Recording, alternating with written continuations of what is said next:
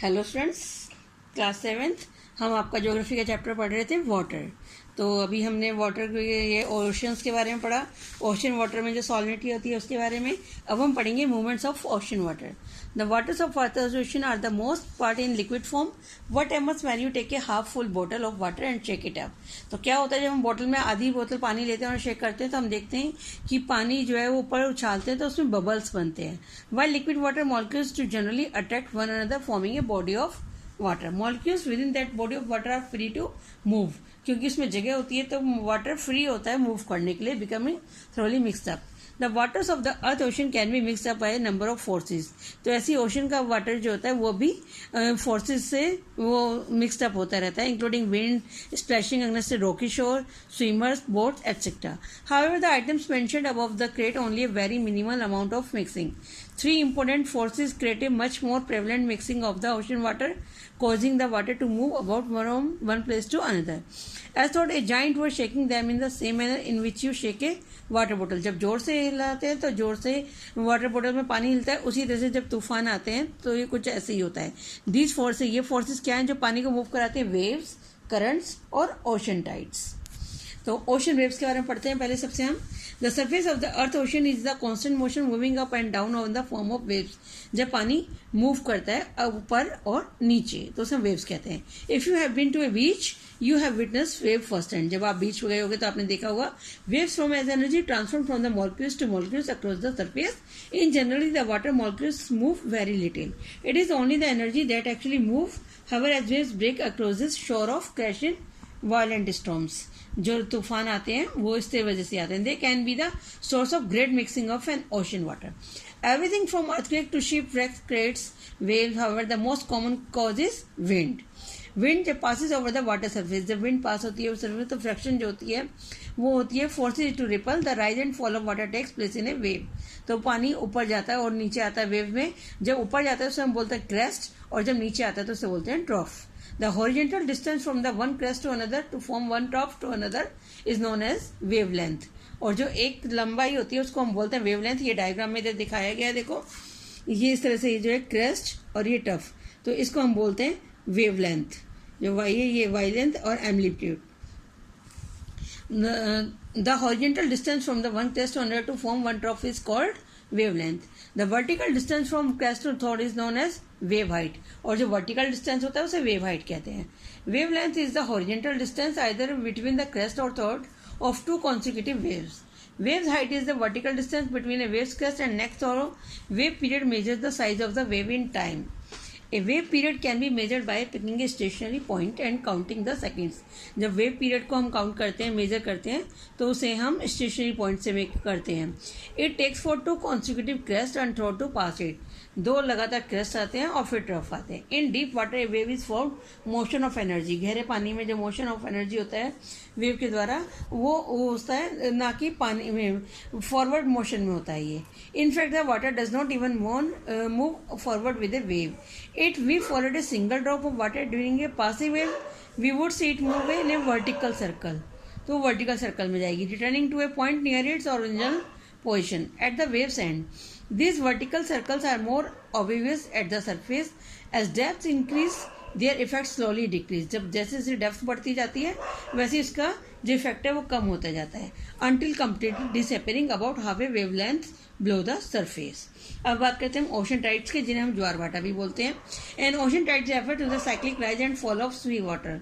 तो sea water का उछलना और नीचे आना टाइड्स कहलाता है। Tides are caused by slight variation of the gravitational attraction.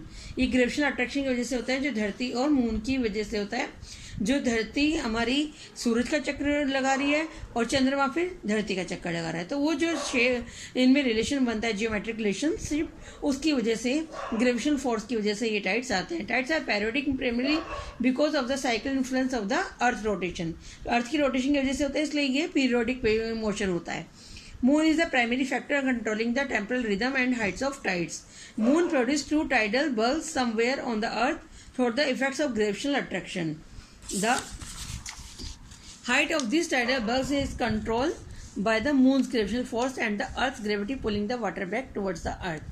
At the location of the earth closest to the moon, sea water is drawn towards the moon. जैसे जैसे धरती की लोकेशन जो होती है पास होती है मून के, तो समुद्र का पानी जो होता है वो उसके अकॉर्डिंग चलता है, because of the greater strength of the gravitational attraction. On the opposite side of the earth another tide whirls in produced away from the moon. However, the whirl is due to the fact that this point on the earth the force of the moon's gravity at its weakest. Considering this information, a given point on the earth's surface should experience two tidal crests and two tidal trough. तो दो tidal crest जो ऊपर जाते हैं और दो tidal trough जो नीचे आते हैं ड्यूरिंग ईच टाइडल पीरियड में होता है. टाइमिंग ऑफ जो होते हैं टाइडल इवेंट्स की related to the earth rotation से वो रिलेटेड होती है रेवोल्यूशन ऑफ द मून से around the earth. It is moon was stationary in space. The tidal cycle would 24 hours long ago. However, the moon is motion revolving around the earth. धरती को जो है लगभग moon को 27 दिन लगते हैं धरती का चक्कर लगाने में और and about 50 minutes to the tidal cycle में. As a result, the tidal period in 24 hours and 50 minutes in length. The second factor controlling the tides on the earth's surface is the sun's gravity. The height of the average solar tide is about 50% of the average lunar tide at certain times during the moon's revolution around the earth. The direction of the gravitational attraction is aligned with the sun's.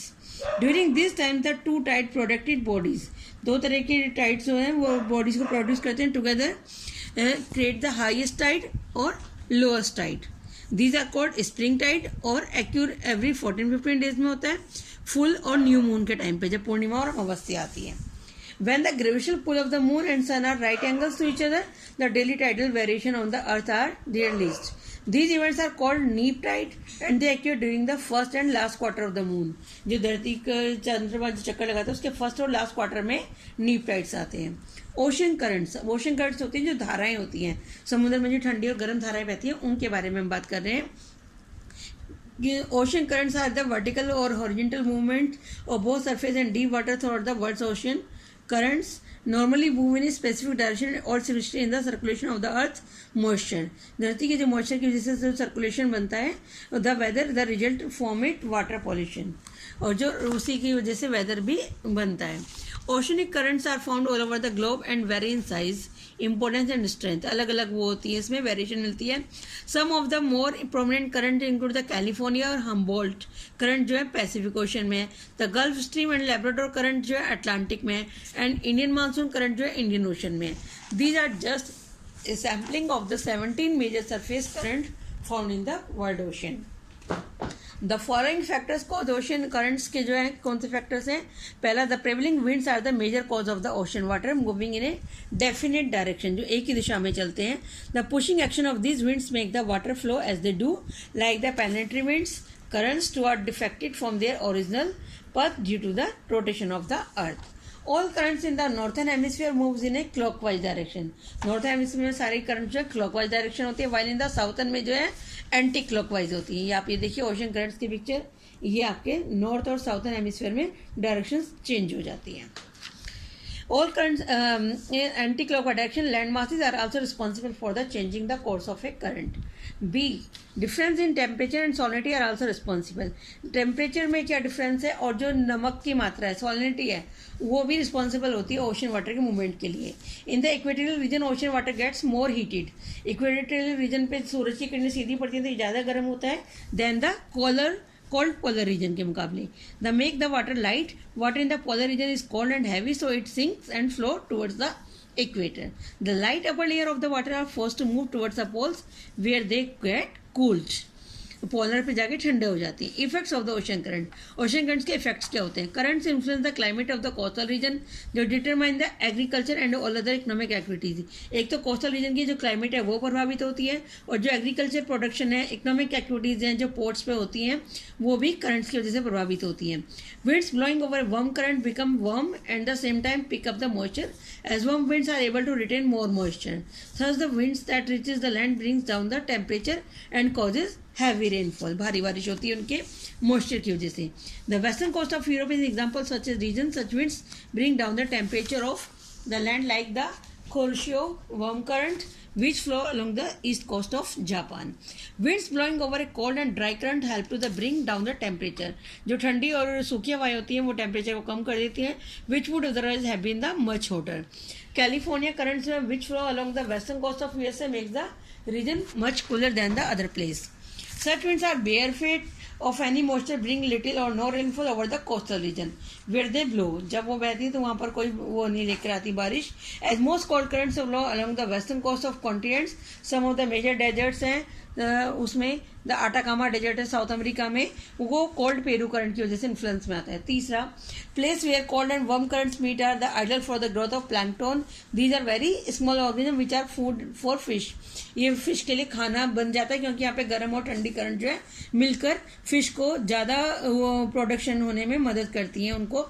They have developed into major fishing ground of the world.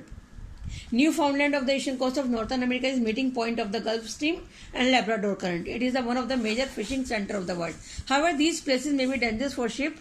Meeting of cold warm currents give rise to thick fog. वहाँ पे fog बन हो जाता है. Ship sailing with the current gain speed help to save fuel. और से fuel को save करने में मदद मिलती है और वो speed बना पाते हैं. Ship moving against a current low speed. Warm currents keep the Arctic region free from iceberg, which can be dangerous for ship. तो वो आइसबर्ग से बचाते हैं उनको जो कि डेंजरस होते हैं शिप के लिए. तो ये चैप्टर आपका फिनिश हो गया है. मैं आपकी एक्सरसाइज और क्वेश्चन आंसर भेज रही हूँ. Thank you.